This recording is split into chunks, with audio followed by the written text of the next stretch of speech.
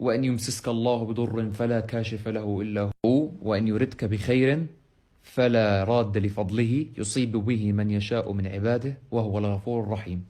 هاي الآية أنا غيرت حياتي. اللهم اغفر لعبد الله العمري وارحمه وعافه واعف عنه وأكرم نزله ووسع مدخله واغسله بالماء